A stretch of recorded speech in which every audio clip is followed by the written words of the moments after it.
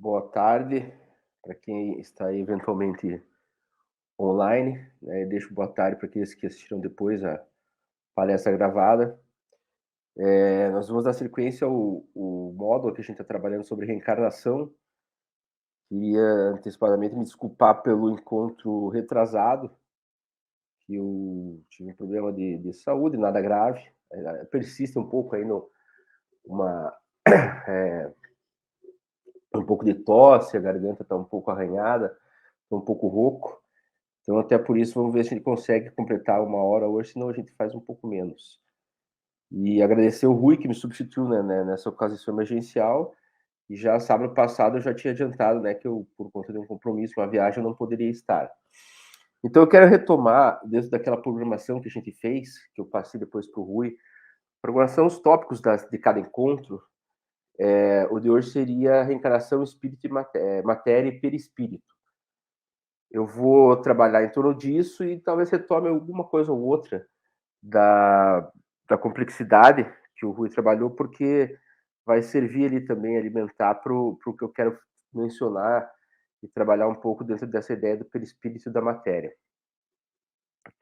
Então, antes de a gente entrar propriamente para falar do perispírito, eu gostaria de falar da nossa relação espírito-matéria.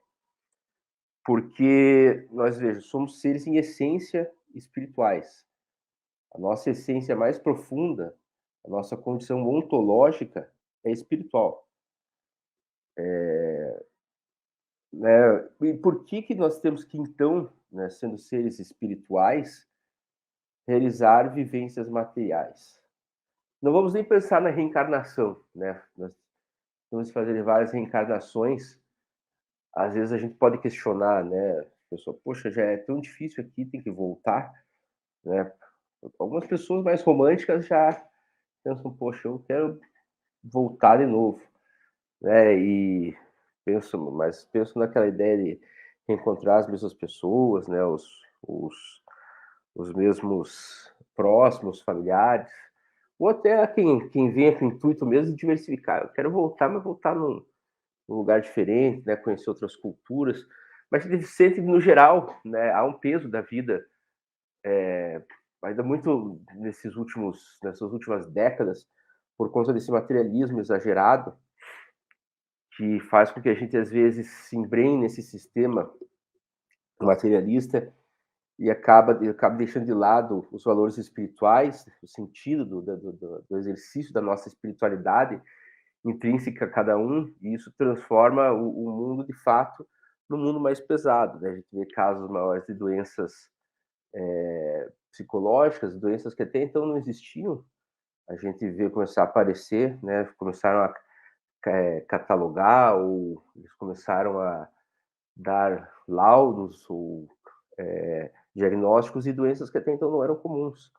Né? A depressão, que ali a partir da década de 70 começa a se popularizar, hoje a gente vê o quanto ela está completamente disseminada na sociedade. Ou doenças como maníacos depressivos, também muito forte, e pessoas que sofrem ocasionalmente de síndrome de pânico, né? Porque justamente por não lidar, às vezes, conseguir lidar com todos os desafios dessa nossa pós-modernidade. Não são poucos e muitos deles vinculados à matéria. Então a gente pensa assim, poxa, é tão difícil passar por isso, né? Nós despendemos muita energia, muito trabalho, é um gasto grande pessoal, investimento nosso para a gente passar por essa situação e de repente eu tenho que reencarnar. Enquanto para algumas pessoas a oportunidade da reencarnação ela surge como um alívio também, né? Do pós-morte, porque quando nós encarnamos existem algumas opções, né, do que pode ou não vir a acontecer. O Kardec sempre deixou muito claro, falei no encontro que nós tivemos, que o objetivo da obra espírita para ele, o maior objetivo que poderia alcançar é fazer a gente perder o medo da morte. Né? Primeiro, entendendo por vias racionais, críticas, dentro de um trabalho que ele considerava científico, a comprovação de que a vida continua. E continua, né, através de ciclos reencarnatórios. Então, ela não deixa de ser um certo alívio. né, de que nós não vamos simplesmente, como prega quase todas as teses, as ideologias materialistas, nós não vamos simplesmente desaparecer. Morreu o corpo, consciência termina com a morte corporal. Então, quando isso que a gente fala espiritualismo, é toda a doutrina que se compõe ao materialismo, se contrapõe ao materialismo. Então, o materialismo, ele é essa doutrina do Epicuro, né, dos atomistas, depois do Marx, que ele levanta um pouco desses pensadores, perdão, não é nem o Epicuro, é o Demócrito, que falava de que o corpo era feito de átomos, né? Isso já lá na Grécia Antiga, de partículas. Claro que o átomo que ele concebia, porque o átomo o A, teria o significado de não tomo, divisão. Então, o átomo ser um não divisível, unidade mínima, material não divisível. E nós seríamos feitos disso. E fim da existência, né? Fim daquilo que nos alimenta, para continuarmos vivendo uma energia vital, com ela se vai também nossa consciência, se vai o próprio espírito, né? Que eles não entendem a existência dele, mas ele desapareceria e a pessoa, né, terminada sua personalidade, não existiria mais. Então a reencarnação acaba sendo nesse sentido também um alívio para que a gente possa compreender, trabalhar nos exercícios mediúnicos, nas nossas falas, tirar um pouco o ranço, às vezes, de reencarnação como pagamento, né, como um resgate. Pelo contrário, sempre é o sentido de oportunidade, desafio, aprendizado. É tudo isso que a reencarnação nos propõe, evolução. Nós chegamos num ponto em que, para evoluirmos, nós necessitamos dessas vidas diversas, né? Sem elas, nós estagnaríamos. E eu costumo, às vezes, fazer uma provocação perguntando, né, nós reencarnamos por isso, né? Porque em uma única encarnação não seria possível a gente desenvolver os grandes aprendizados que nos são necessários. Talvez o maior de todos é o aprendizado de vida em coletividade, né? O Kardec tem uma passagem no Evangelho segundo o Espiritismo que ele diz, por exemplo, que nós abandonaríamos a Terra no sentido de nos encaminharmos para um planeta mais evoluído a partir do momento em que tratássemos todas as pessoas como familiares, porque nós temos a tendência de privilegiar os nossos familiares, né? Acho que até na sociologia existe um termo, chama-se familismo moral, que é quando as pessoas, ao proteger seus familiares com certos benefícios, eles acabam com isso atrapalhando todo o tecido social, né? Porque como todo mundo está interligado, né, que faz parte da complexidade, se eu beneficio um filho meu, eu estou prejudicando o filho de outra pessoa. E eu entendo que o meu filho é melhor.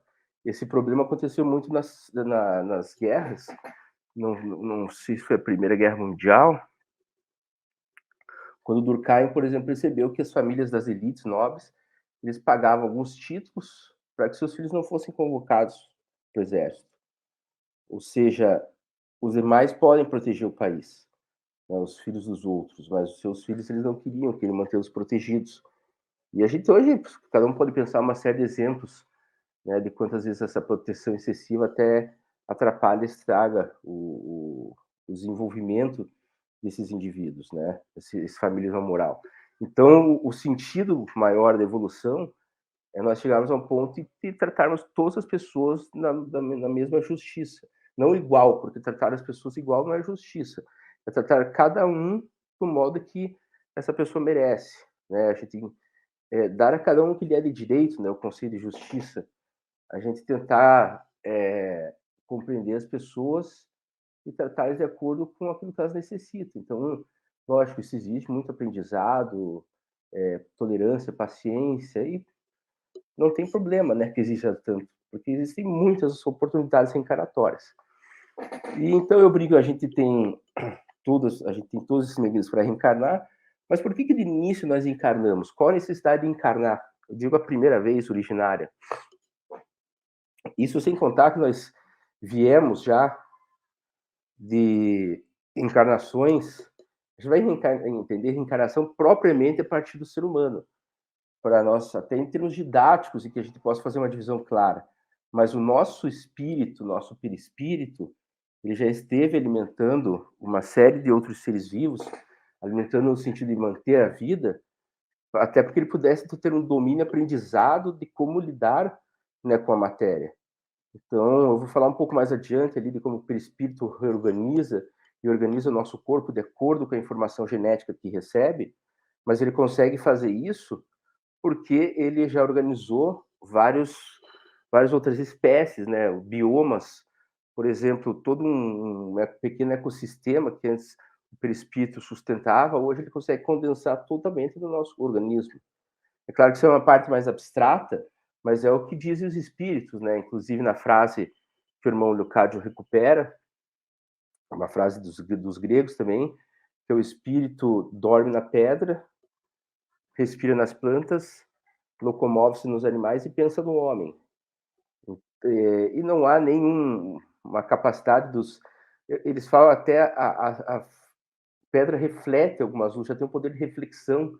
Ali já começa a ter uma manifestação, talvez, do espírito para organizar essa forma de reflexão que ela faz, mas pensando mais nos animais, vegetais e seres humanos, não existe movimento, o movimento é vida. Não existe vida sem concurso do espírito. Então, nós vamos falar de reencarnação exclusivamente a partir do ser humano, né? Porque seria muito difícil a gente tentar catalogar, né, reencarnação fora disso, porque você não tem existências ali com objetivos, onde você traça metas. O ser humano é o único que tem essa capacidade de planejamento, tem a memória. Então, tudo isso que nos distingue dos demais, né? Claro, sem separá-los, sem separar dos demais, porque somos também animais, mas essa capacidade nos dá essa condição única de fazer o encarne.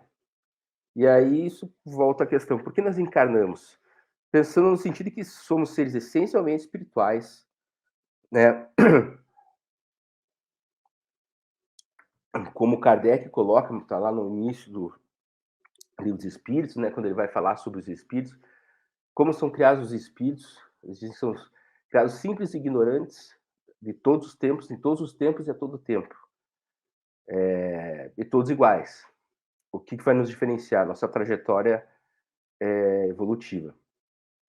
E por que temos que estar vinculados à matéria? Então, para isso, eu gosto de utilizar uma história que é, como se diz, é uma lenda sul-americana, até por coincidência aqui, uma lenda dos índios sul-americanos. Mas quem narra essa história é o Tolstói. O Tolstói, né, o Leon Tolstói, vocês devem conhecer, né, um grande nome da literatura russa e mundial, né, principalmente por livros Guerra e Paz, Ana Karenina e outros. Mas ele também,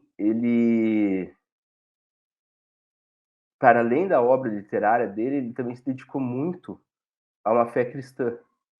Ele montou, se eu não me engano, uma época, uma experiência, um local para as pessoas humildes morarem, e organizava, administrava esse ambiente. Tanto é que quando o Gandhi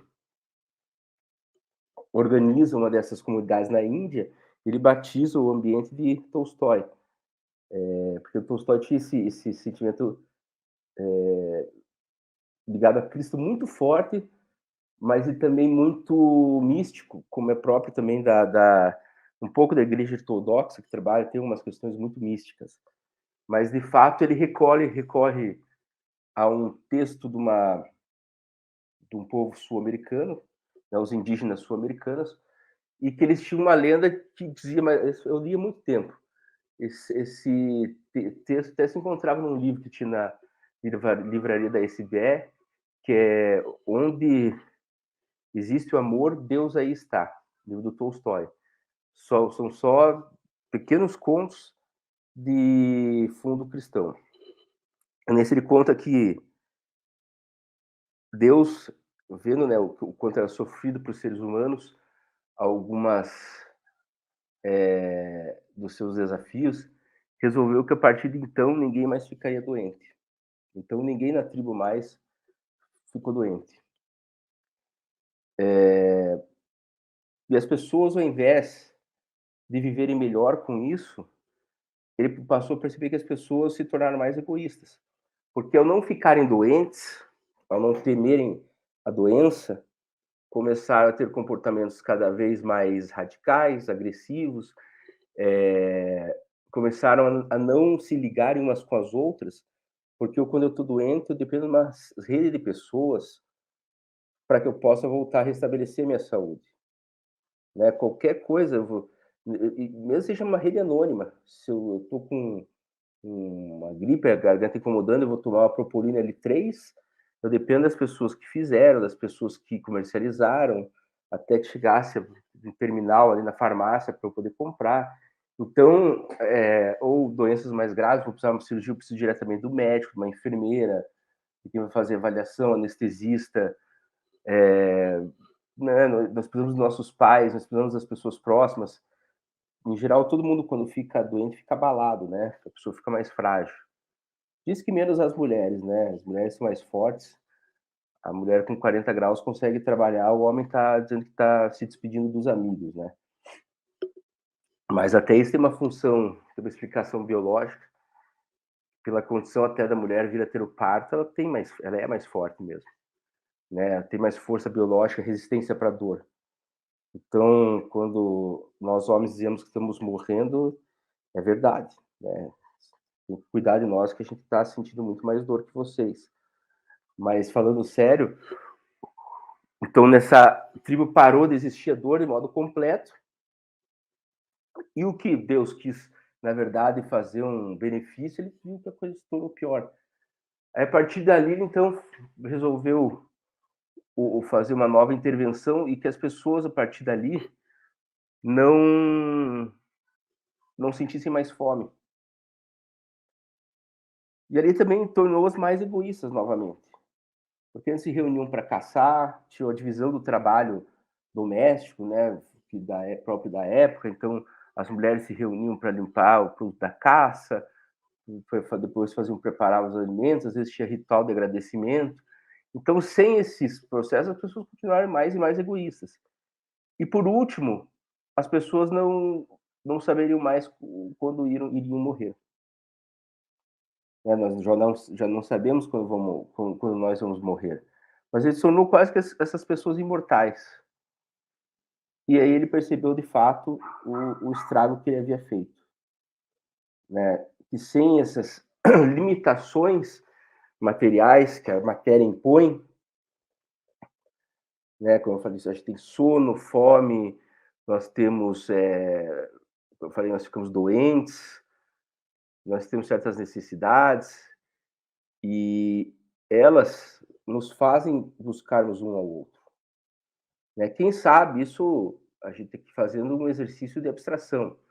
Né? No polissistema espiritual, o espírito, sem precisar dessas variáveis da matéria, da alimentação material, sem que ele fique doente nesse polissistema espiritual, sem que ele venha a precisar de outras características que são próprias do mundo material, talvez os espíritos, nesse sentido, ao se desenvolverem pelo livre-arbítrio, eles fossem muito egoístas, né? Eles não tivessem muito interesse em interagirem uns com os outros.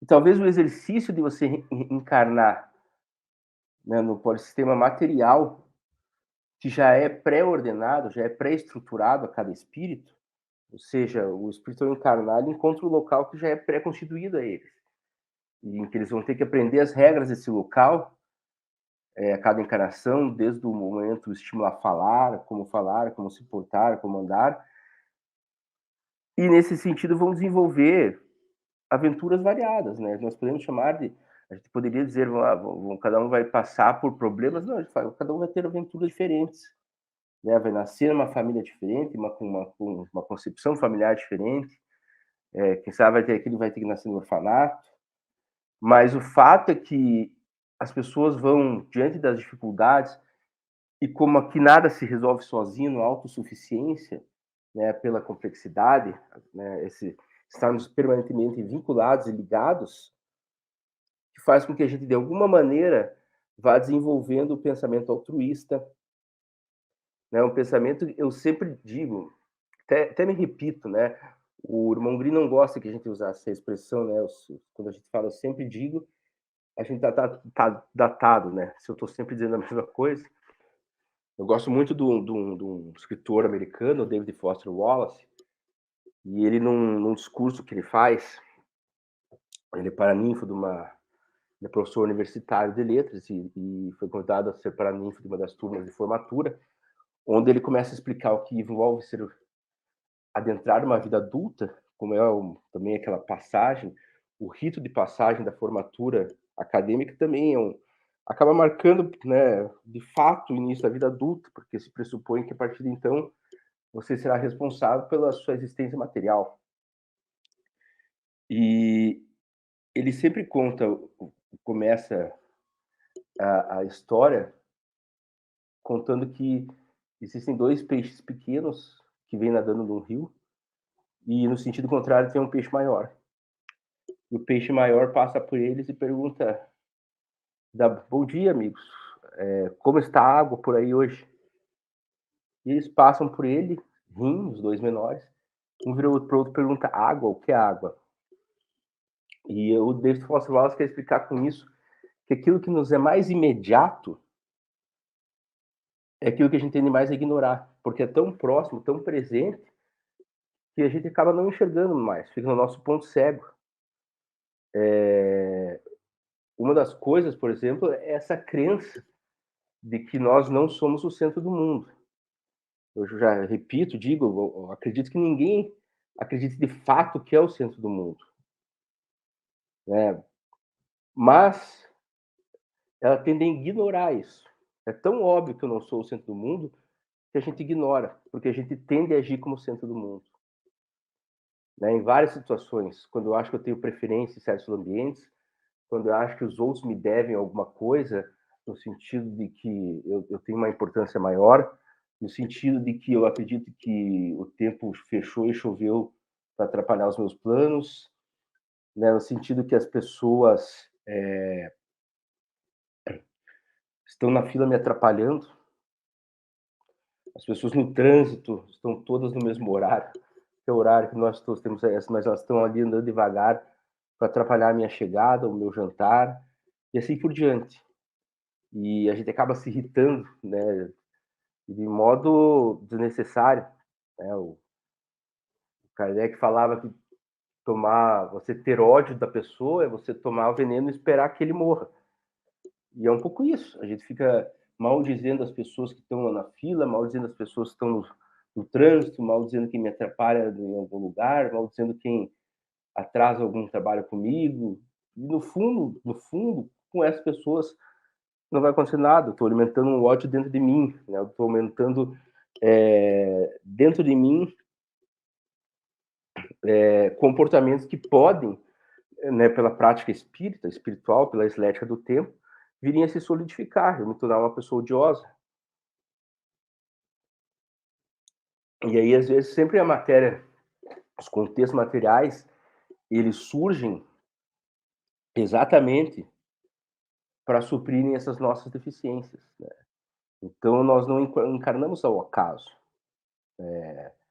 A encarnação, ela é necessária para que a gente aprenda a fazer vínculo material, para que a gente, em algum momento, estenda o braço para o nosso próximo, ou nem que seja no sentido de a gente precisar do próximo.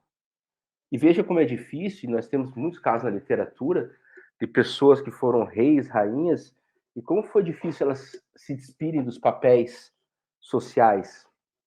Né? O irmão Grimm falava muito do eu e do me, que os americanos trabalham muito com o I e o self. O self é representação do eu. Né? Você representa papéis. Todos nós representamos papéis em vários ambientes. Né? Nós sabemos a maneira adequada de se portar como aluno, como professor. Você entra numa loja, como está se portando como consumidor. Se você está do outro lado do balcão, você age de modo diferente como vendedor. Né? Você muda o modo de falar. Né? Teve um treinamento, você muda a tônica da voz, o seu discurso. E quando a pessoa sai, você volta de repente a ser você. Eles falam que você tem até o computador, o comportamento de palco e de bastidor. Né? No palco você está interpretando ali, você está interpretando o seu papel profissional. E o de bastidor é quando você volta a ser você. Você não confunde os dois papéis, você sabe se representar bem. Agora, certas pessoas, né, que associavam muito a condição da personalidade delas ao poder que elas ocupavam, tinham uma dificuldade enorme de dissociar. Imagina, então, o quanto a matéria, nesse sentido, não conseguiu ainda atingir certas pessoas a necessidade que elas têm dos outros, porque elas acreditam que elas vivem para os outros, né? Elas são o centro motriz da existência das outras pessoas. Então, nesse sentido, aí a gente percebe mais e mais a necessidade da reencarnação. Pessoas que vão custar a sair desses papéis que representaram, né, pontualmente uma reencarnação, para que elas possam, de fato, interpretar o mundo como não sendo o centro da existência e que elas precisam das demais e elas só vão desenvolver. Nós só desenvolvemos as nossas melhores capacidades em prol do outro, né? O sentido de termos da caridade, da fé, do amor, esperança, é um sentimento, nós só conseguimos, é único, é indissociável, é personalíssimo, mas ele só se constrói na direção de um outro, né? Sem esse outro, a gente não constrói esse amor.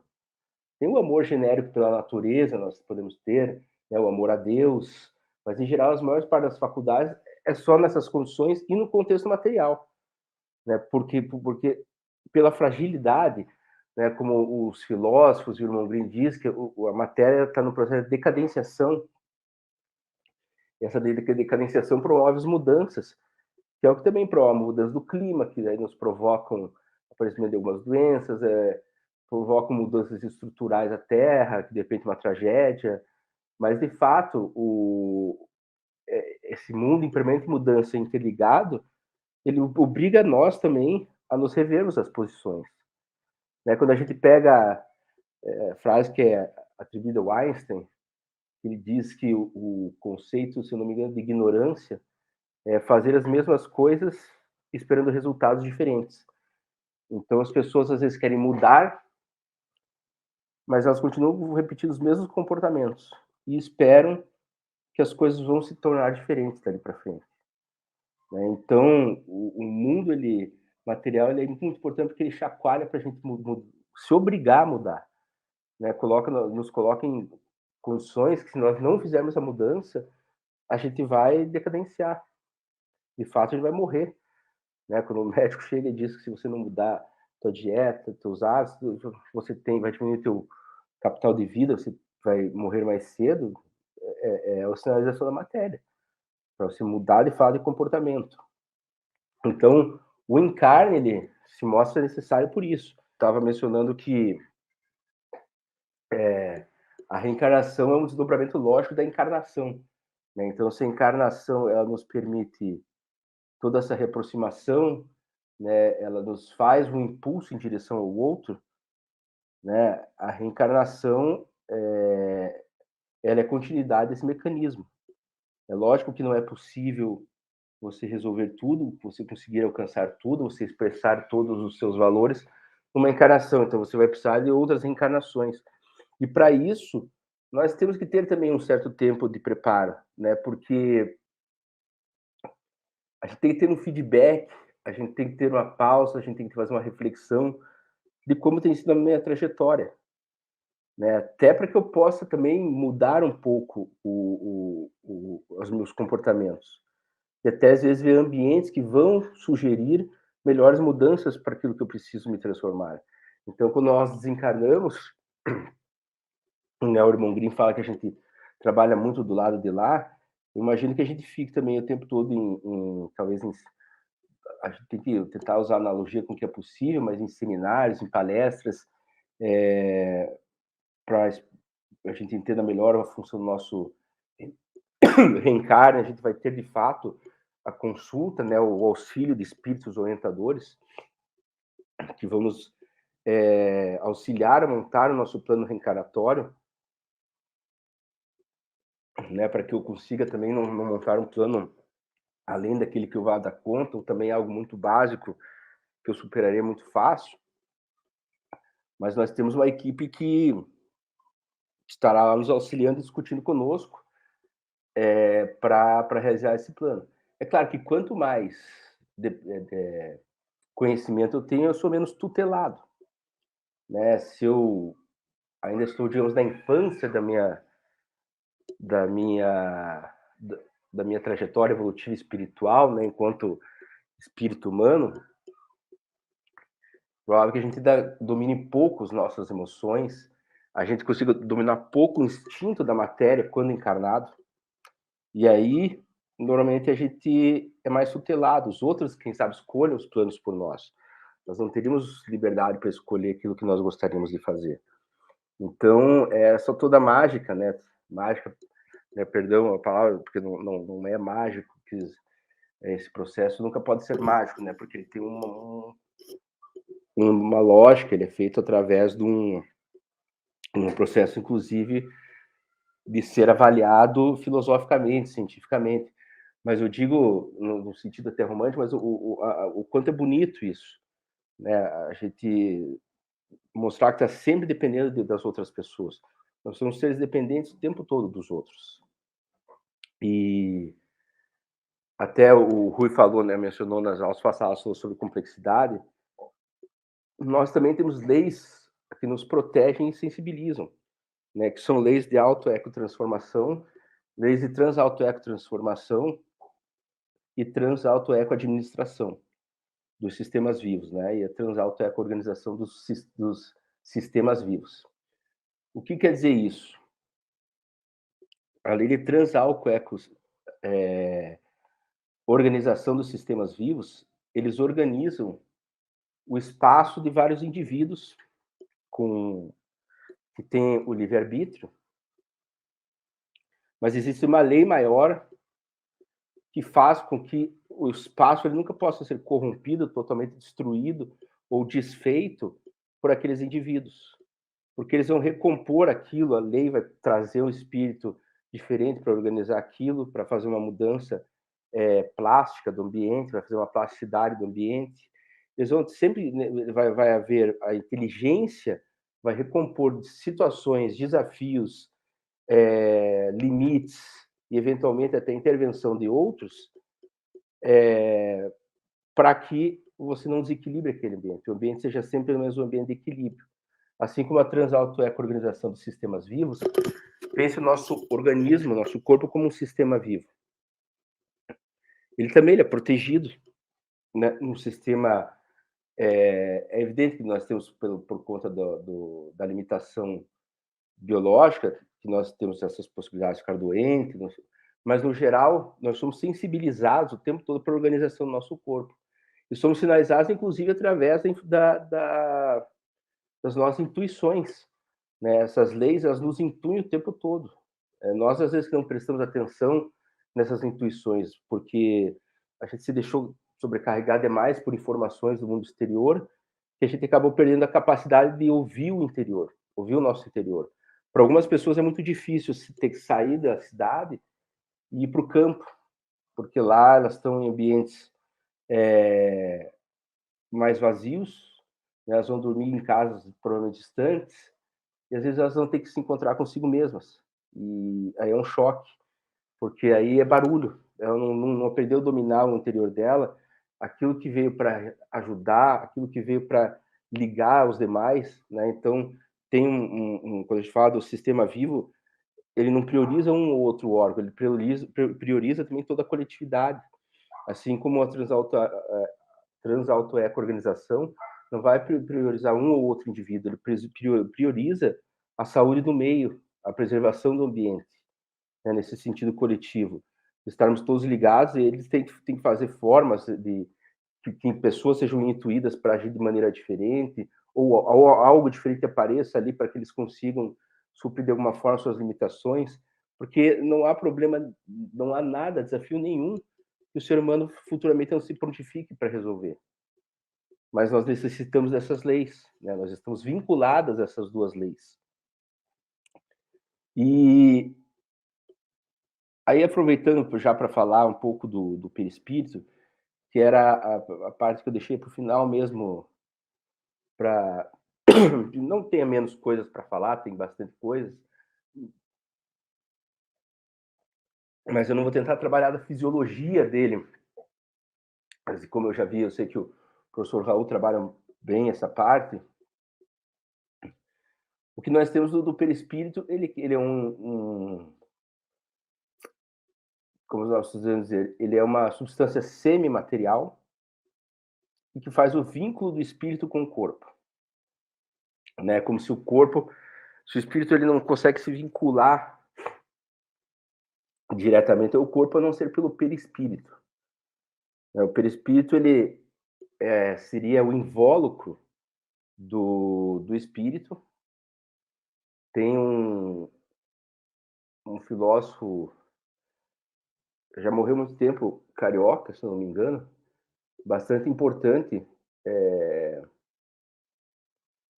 ele é ligado à Federação Espírita, e ele fez muitos trabalhos com Chico Xavier, mas ele tinha uma linha diferente, né, ele de atuação, ele era um pesquisador. Escreveu que é livros sobre filosofia espírita e diversos outros temas.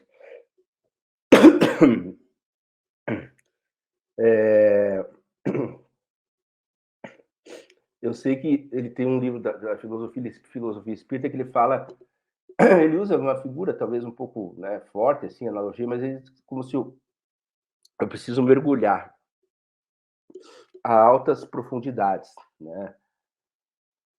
Uma profundidade muito alta. Então, eu preciso do escafandro, que é aquele invólucro que a gente utiliza como um respirador, né? Os tanques de oxigênio, isso tudo. Ele compara um pouco isso com o perispírito. Eu vou encarnar, eu preciso, né, desse invólucro. Não que no polissistema espiritual a gente esteja despido do perispírito. Só que eles dizem que ele fica numa situação, ele se molda muito fácil, porque como ele é semimaterial, ele deve conseguir baixar a frequência, aumentar muito rápido para estender o que é matéria, o que é energia, que quando desencarnado, ele mantém basicamente para poder manter a identidade dele, né? Inclusive, ele pode moldar o rosto dentro do que ele foi. Claro que não para enganar os outros, né? Ele não vai construir o rosto de outra pessoa, mas ele consegue moldar o rosto dentro do domínio que ele tem de outras encarnações que ele viveu. Então, ele vai apresentar o rosto de outra encarnação que ele teve. Então, nesse período, ele não, digamos assim, o perispírito está numa situação mais de repouso, mas para encarnar, aí sim, para o espírito fazer imersão no pós-sistema espiritual, ele necessita, sim, do perispírito. E esse perispírito, que a partir do momento que existe a concepção, né, que uma célula, um zigoto encontra uma célula ovo, e ali há uma combinação. E hoje eles sabem que há pesquisas de que eles não estão competindo os zigotos, né, como a gente imaginava. Tinha até filmes que mostravam brincadeira com isso. Na verdade, todos que estão correndo juntos, eles estão sustentando um que já está previamente decidido para fecundar. Né? Então, os cientistas já trabalham em torno de... Eu acredito até que o irmão Grimm já falou sobre isso, mas eu vi que agora os cientistas já estão trabalhando essa hipótese. Não há disputa, não há concorrência ali. O que ali é a cooperação. Então, a partir do momento da concepção, você tem um código genético, né? As informações do pai e da mãe. E o perispírito, ele vai tentar moldar, se construir, mas dentro dos limites daquele código genético. E aí talvez a gente chegue na questão que a muitos às vezes incomoda e que ficou muito preso, quando pergunto, fulano nasceu com uma limitação na perna, uma perna muito menor que a outra, por conta do processo encarnatório. Ou seja, às vezes não, às vezes o perispírito, ele também está sujeito a cometer um erro ali na formação do novo corpo humano. Né? Pode ser que não tenha necessidade nenhuma disso. Né? Não tem vínculo passado nenhum com o passado.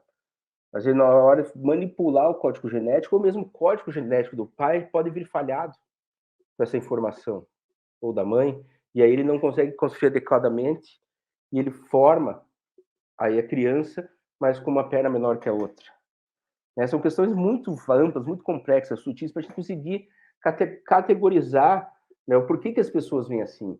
Mas é muito mais racional pensarmos dessas formas do que a gente imaginar que dentro de uma cadeia linear é simplesmente recompensa por erro passado, né, de que as pessoas erram, então elas vêm nessas condições. Não, a gente tem que entender, se não se dá para dar uma resposta taxativa, vamos pensar as várias causas.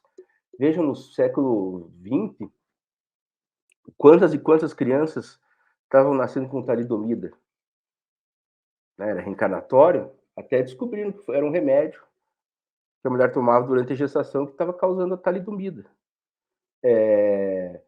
Pessoas, quantas e quantas pessoas já não tiveram problema de falta de ventilação depois do encarne, e até porque às vezes por erro médico esqueci de ligar a cuba, onde a criança tem que ficar, cuba de oxigênio, ou quantas e quantas vezes, às vezes, né, nesse processo, o perispírito da montagem, ele comete um erro não previsto.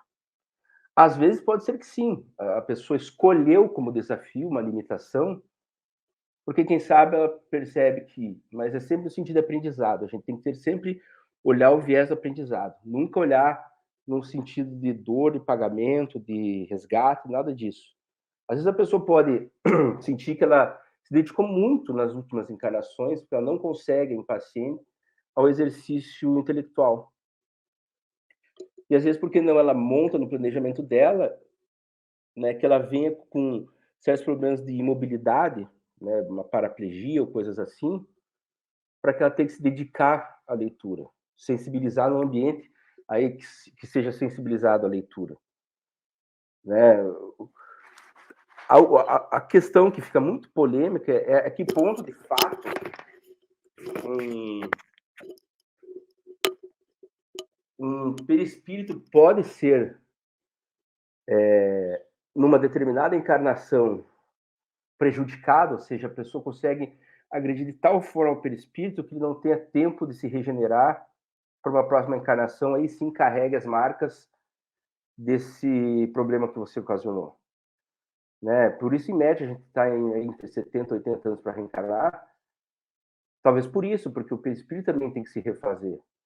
E se existem algumas condições em que a pessoa reencarna num imediato, não digo imediato um mês, é um imediato 5 anos, já é tudo muito curto, que em situações muito características, específicas, se justificaria. Talvez situações assim, o espírito ainda não conseguiu fazer toda a regeneração completa dele, e aí vai trazer as marcas da encarnação passada, né? Ou seja, o comportamento nosso que nós fazemos às vezes também prejudica o perispírito, né? Os nossos hábitos alimentares, o fato das pessoas se beberem ou não, fumarem ou não, o que consome, o psicológico delas, o equilíbrio emocional, tudo isso de alguma maneira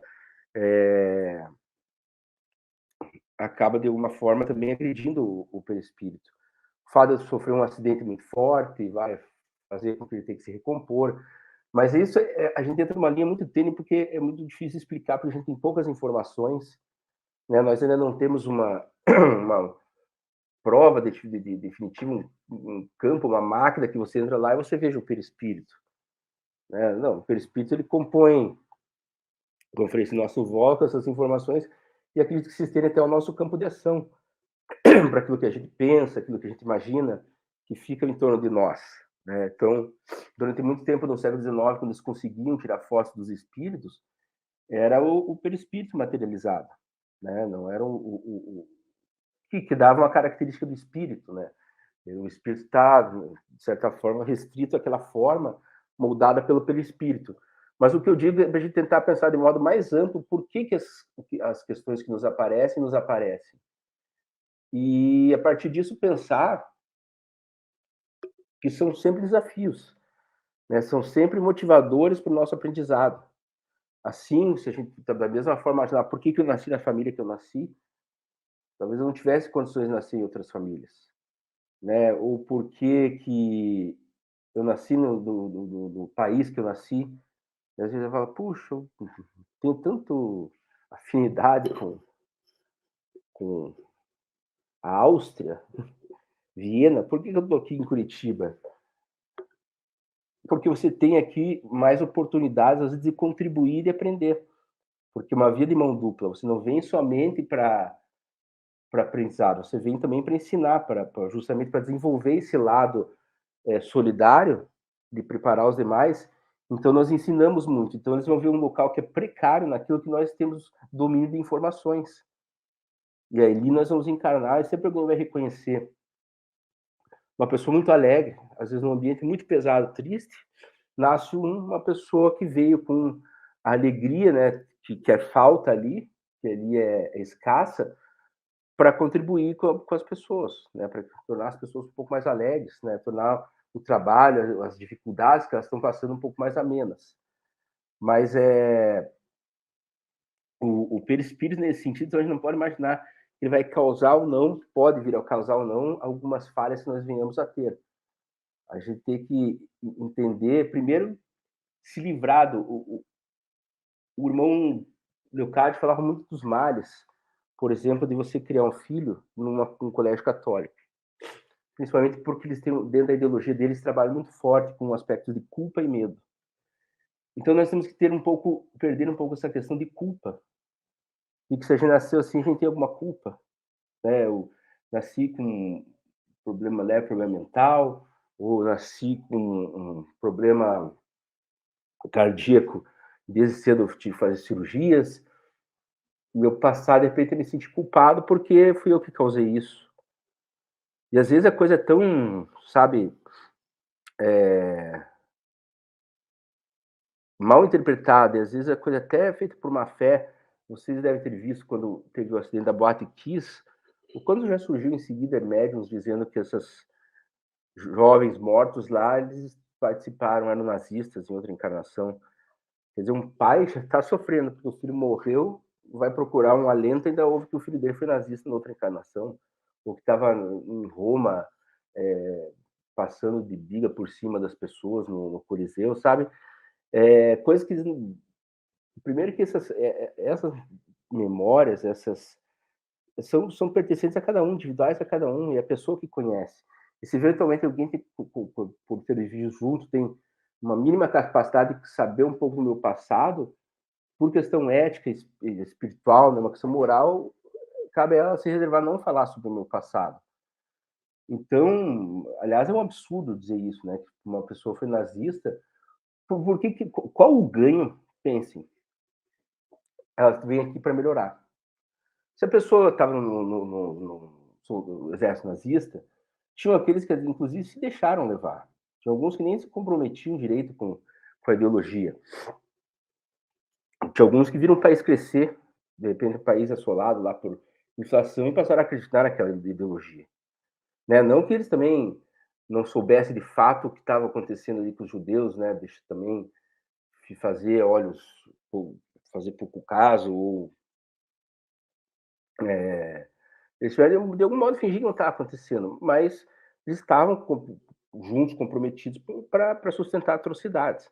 Aí ele vem para uma encarnação para aprender um pouco mais sobre solidariedade humana, aprender mais sobre diversidade de gêneros e etnias, aprender um pouco mais sobre pensamento autônomo, né, não se deixar levar por pensamentos de massa. Vem com todas essas características. Então você tem que estar no ambiente para ensinar. Aí o que acontece? Ele é morto queimado no incêndio. O que isso ajudou? O que isso contribuiu para melhorar a pessoa? Então, esse é o tipo de absurdo. Quanto mais a gente vai ver ainda, então, a pessoa que, por acaso, por engano, soltou o negócio, ela estava dominada sobre o quê? Para acabar criando o incêndio. Então, nós temos que parar com essas visões simplistas e vendo até pela própria questão do perispírito, que eles têm uma regeneração rápida. É difícil que as marcas do que a gente faz hoje no perispírito vão influir na minha encarnação futura. Né? Como eu digo, ele pode, às vezes, até eventualmente errar na montagem do programa biológico que ele pega, mas também são coisas excepcionais, pode fazer propositalmente aí, mas porque nós aí tem um sentido. A pessoa que morreu queimada lá não tem sentido nenhum. Agora, a pessoa que veio com uma deficiência, ela vai ter que ter um aprendizado, porque ela vai ter que se superar, apesar das limitações. Isso sim é uma programação reencarnatória condizente com a questão, né, vinculada ao perispírito. Eu acho que a gente pode abrir aqui para as perguntas, só quero ver aqui qual ficou o tema que a gente vai trabalhar a parte da semana que vem. Reencarnação como escola da vida. Que aí vai ajudar também bastante a complementar isso do que eu estou falando, de que reencarnação é só oportunidade. Não existe outra função para reencarnação que não seja oportunidade, né? Não seja recurso de crescimento. Né? Então, a gente vai fazer essa analogia com a escola da vida. E, para encerrar, eu deixo para vocês pesquisarem nas obras básicas, fala-se muito sobre o perispírito. Eu sei que tem no livro dos médiuns, fala bastante também na Gênese. Então, procurem lá, leiam um pouco sobre essa questão do perispírito. Vejam, tentem, assim, é importante que cada um faça de si uma projeção mental do que é, né? Porque senão vai, como os espíritos falaram, se eu tentar impor a minha, vai existir uma dominação. Tentem vocês pensar, né? O que vocês imaginem quando estão pensando no perispírito, tá certo? Podemos ir, Rui, para as perguntas?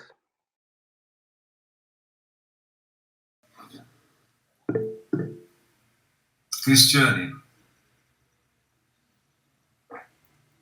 Eu gosto de começar, né? Professor Guilherme, não sei, fiquei pensando, são tantas questões que vão surgindo, né? Que você trouxe para a gente refletir.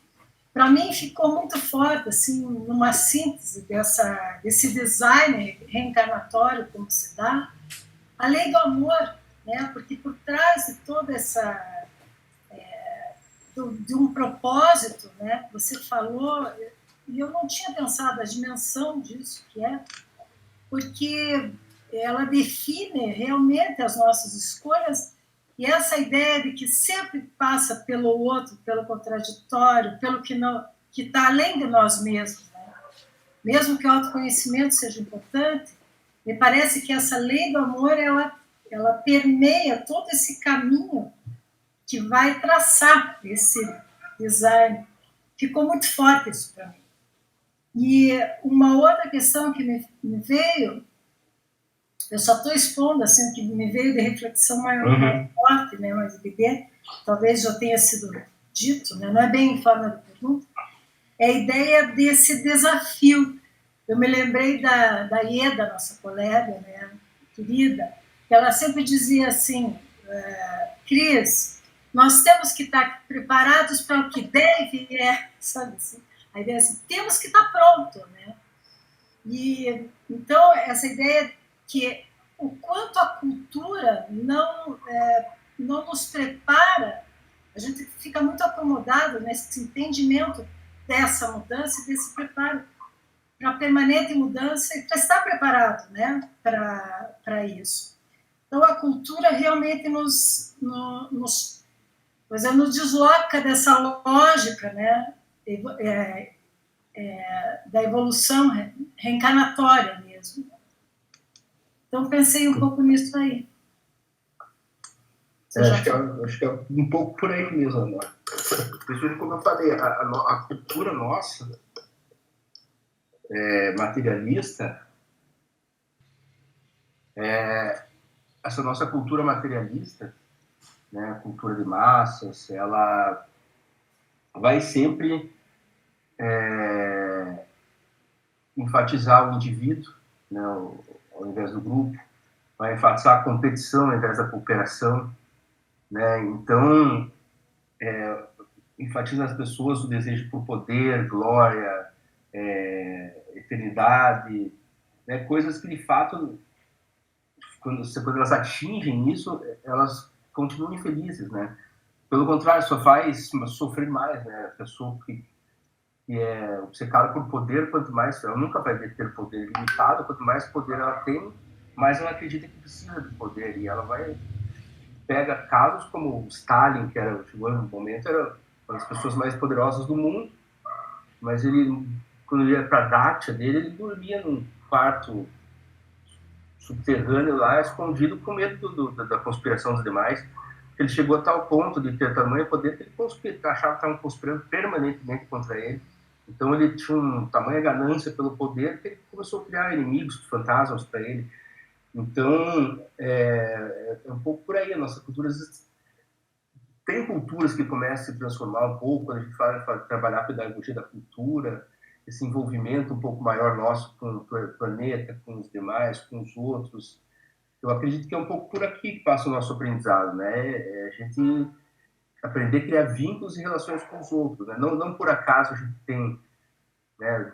Jesus deixa claro, né? Se pudesse sintetizar todo o entendimento, anda a teu Deus, a todo o teu entendimento, e o próximo como a si mesmo, né? Grande ensinamento dele.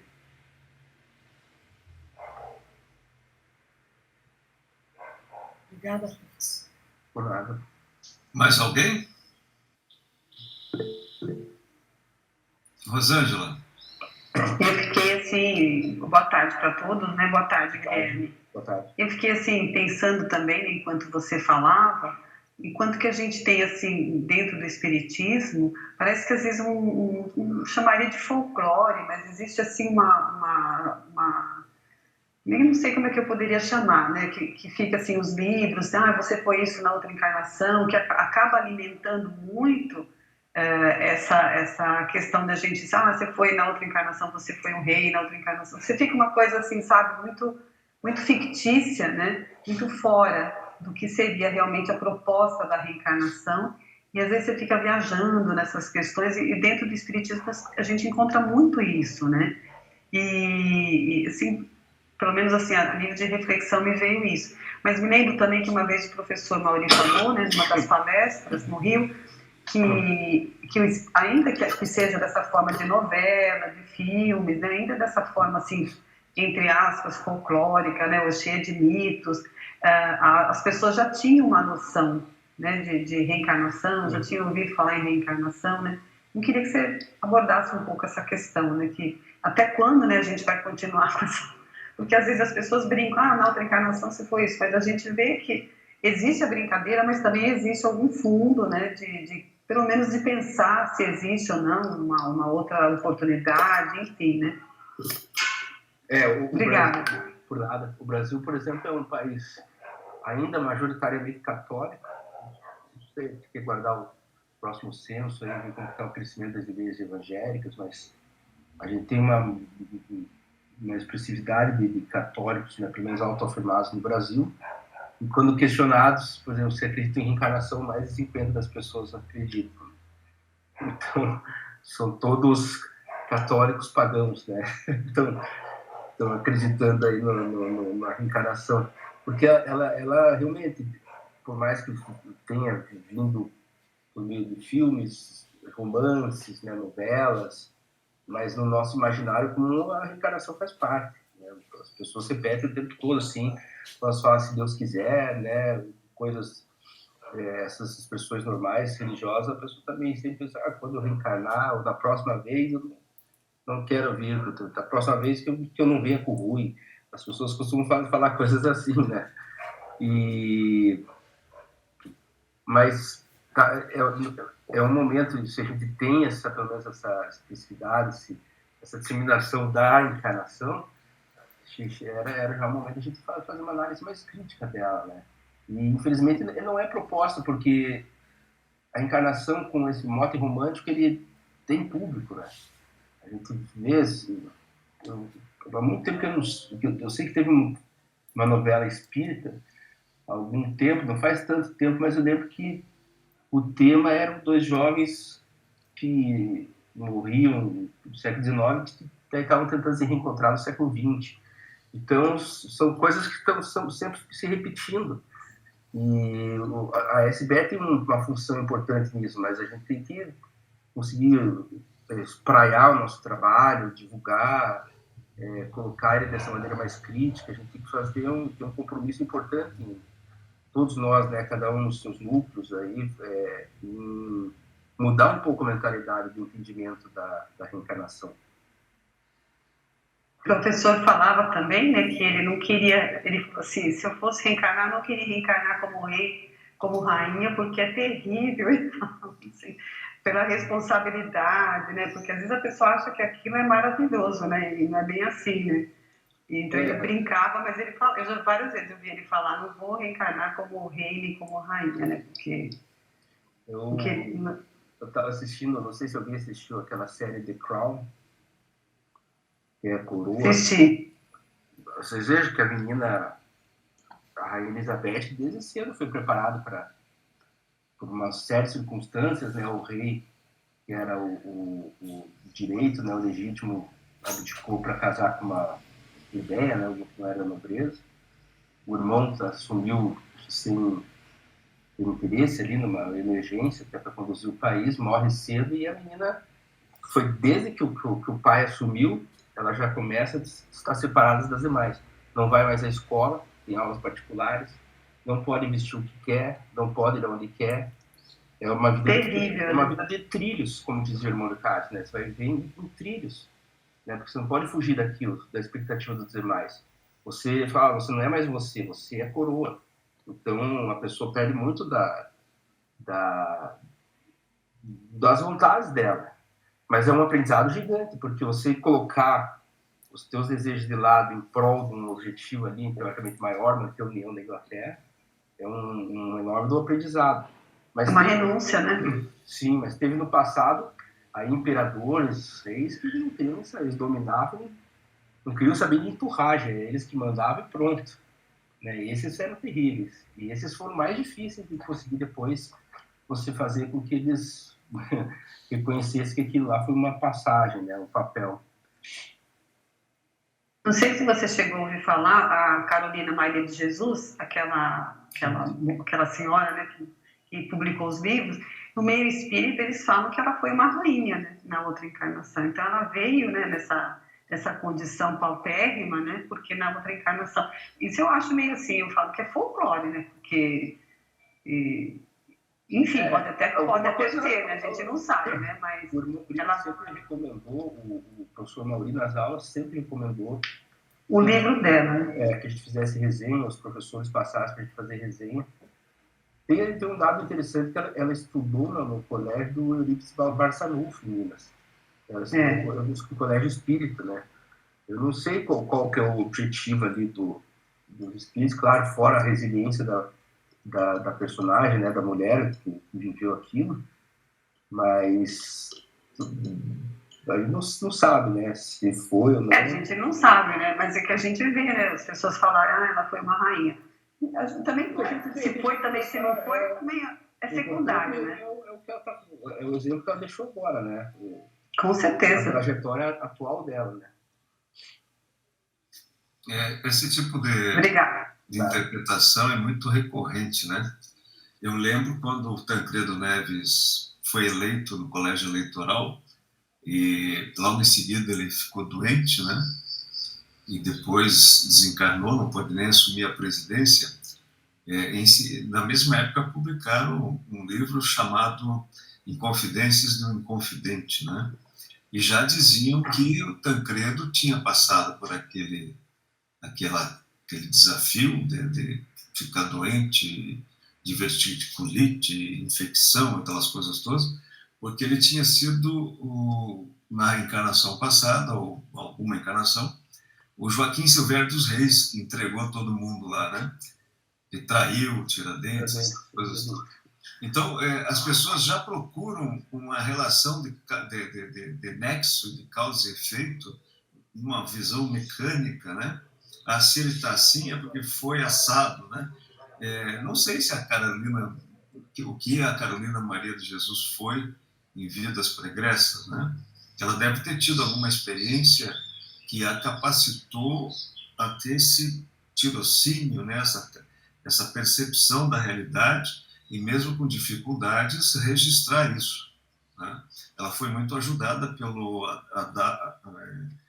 Audálio Dantas, se eu não me engano, que foi um jornalista que descobriu e ajudou a publicar o livro, né, Quarto de Despejo, porque ela tinha dificuldade, inclusive na língua portuguesa, né?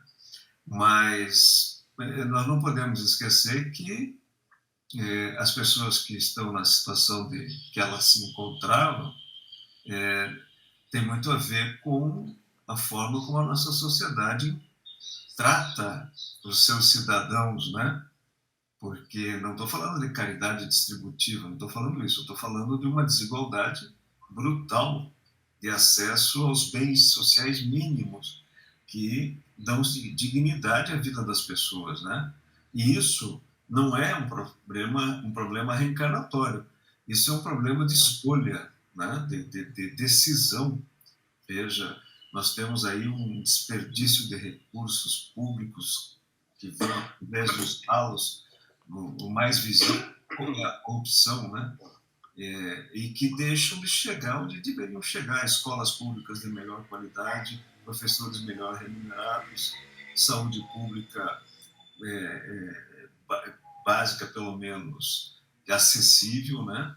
Tem uma aluna da Inês, né, da alfabetização, ela tem problema de trombose e ela tem que fazer uma cirurgia. A cirurgia foi marcada para daqui a 2 anos, né? Porque está numa fila enorme, né? É gratuita e tudo, mas ela pode ir a óbito nesses 2 anos, porque trombose é uma coisa muito perigosa, né?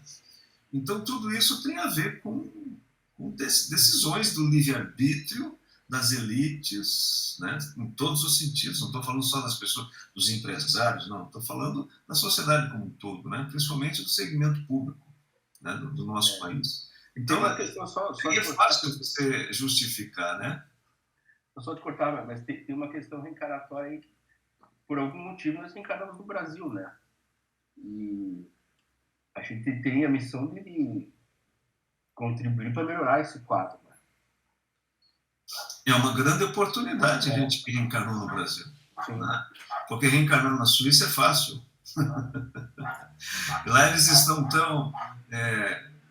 Suécia, Suíça, Bélgica, Holanda, tem tantas coisas já superadas, digamos assim, em termos de desafios que nós ainda estamos engatinhando, mas também derivaram para um materialismo assim, né, que obscureceu qualquer senso de espiritualidade. Muito tédio lá, né? E hoje eles têm, legalmente, o suicídio assistido, por exemplo, na Bélgica, a partir dos 16 anos. Então, veja, uma coisa que aqui no Brasil seria impensável. Nós não aceitamos nenhum aborto, né? Quanto mais você ajudar um menino ou uma menina de 16 anos a se suicidar, né? Mais alguém?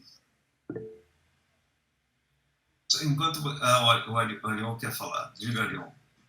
Eu tenho muita dificuldade em entender, Guilherme.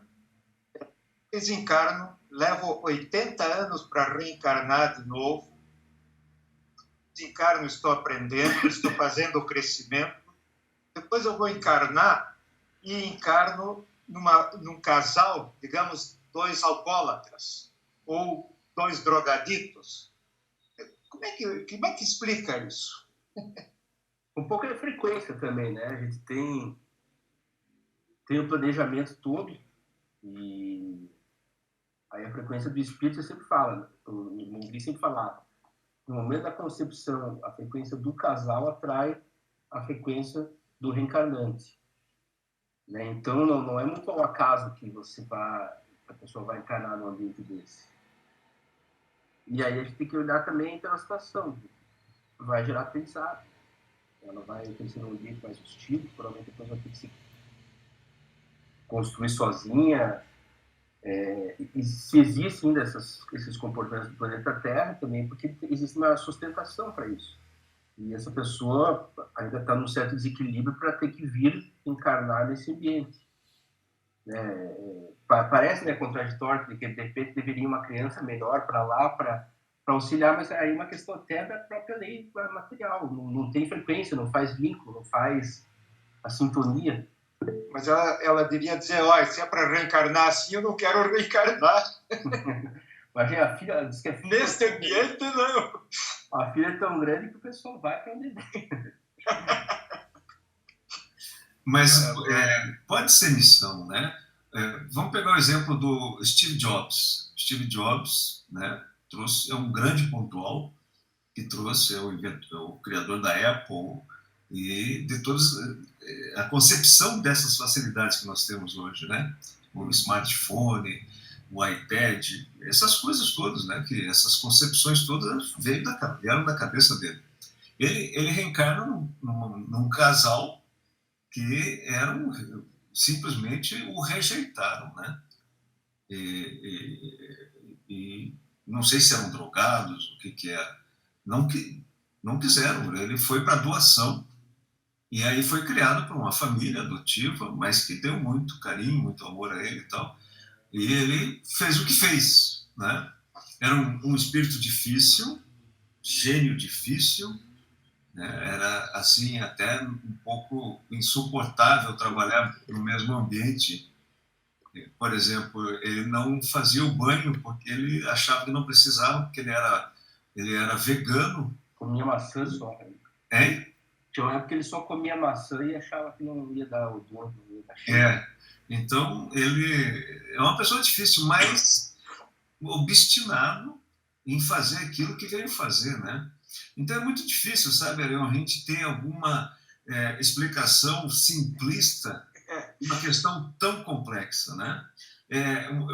Você pode reencarnar numa família de drogaditos como missão, você pode ter você dizer, eu não quero reencarnar, esse é isso, eu não quero. Mas você pode ter escolhido até porque são espíritos que você já conviveu em outras situações, ou podem estar ligados a você pela família espiritual. E você diz, eu quero reencarnar porque eu quero ajudá-los, né? O fato de eu reencarnar naquele casal, eu posso fazer a diferença e, quem sabe, eles possam até se reciclar e ressignificar suas existências, né? Enfim, as possibilidades são infinitas, mas o que o Guilherme falou tem muito fundamento, né?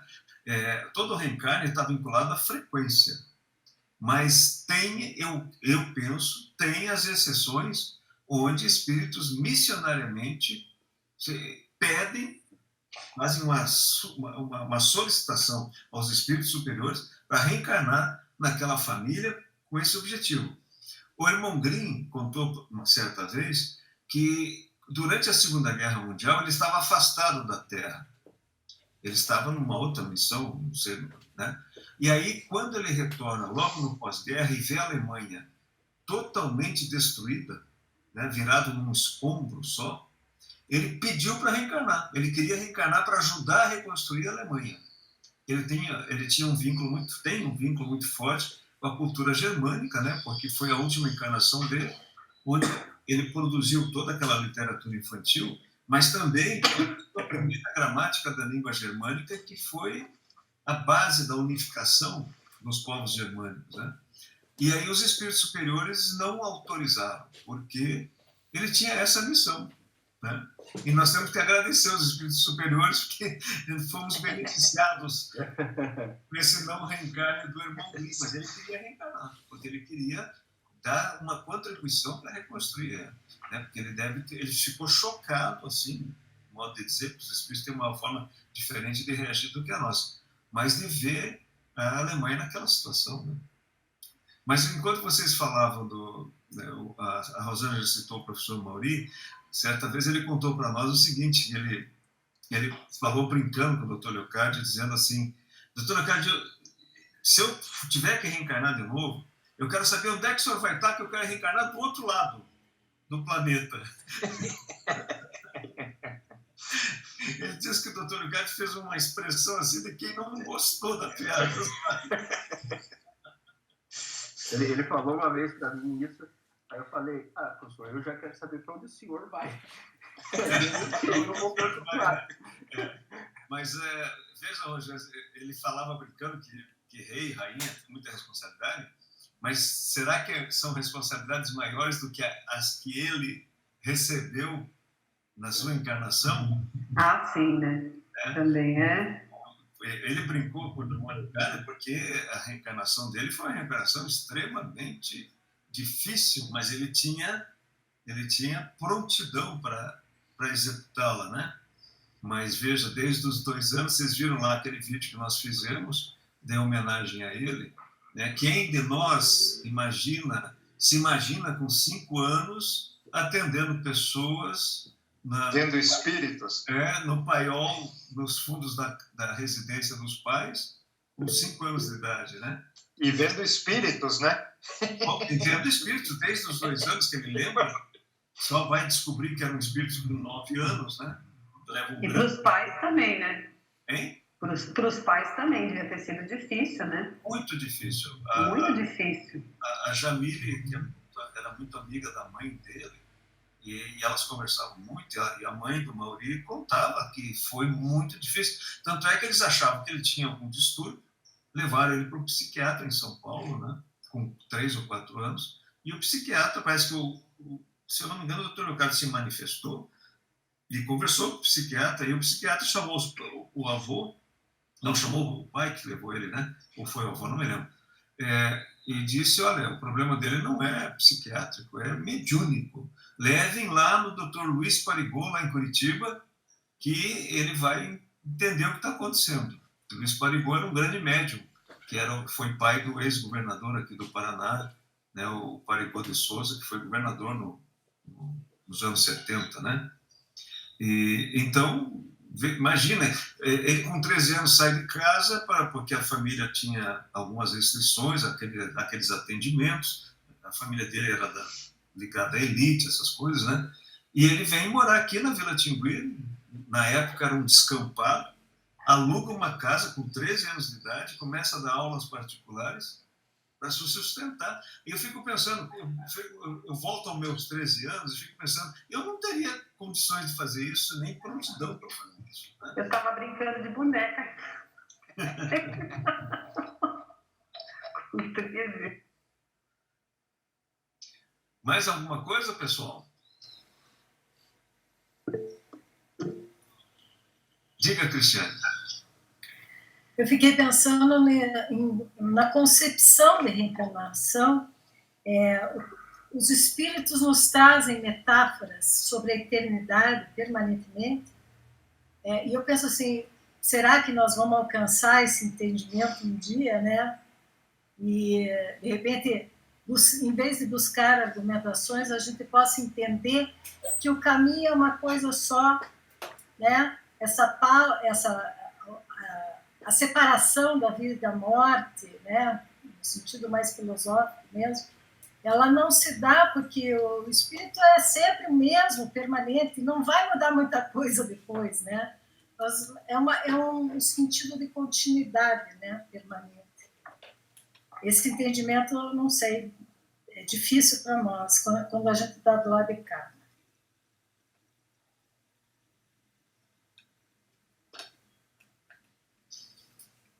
Mais alguma consideração ou vamos para as considerações finais do Guilherme? Então, bem, sim, enfim. Tem nenhuma pergunta, a gente continua, volta sábado que vem aí com o espiritismo, escola da vida.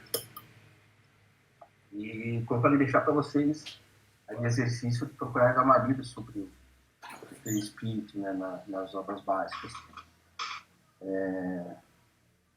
Eu sei que tinha um livro específico sobre o perispírito, mas às vezes parece não tão confiáveis assim algumas obras, né? Quando começa a explicar com muito detalhe, muito rigor, é estranho, né? Porque não tem tanto acesso assim. Mas vejo pelo menos a função que ele representa para o espiritismo, né, nas obras básicas do Kardec. E semana que vem a gente se encontra. Da última vez estava frio. Falei para a gente comer um pinhão, hoje dá para ser um chope até, né? Tá ali fora. Sem álcool, né? Para mim. Mas amanhã aqui Amanhã aqui faz 3 graus. Opa, então prepare a nossa sacola de pinhão aí. Agora não tem mais, né? Bom. Então é isso, pessoal. Eu agradeço a oportunidade, a presença. Até esse sábado. Obrigada. Até sábado. Tchau, Cris. Bom final. Tchau, Até a próxima semana.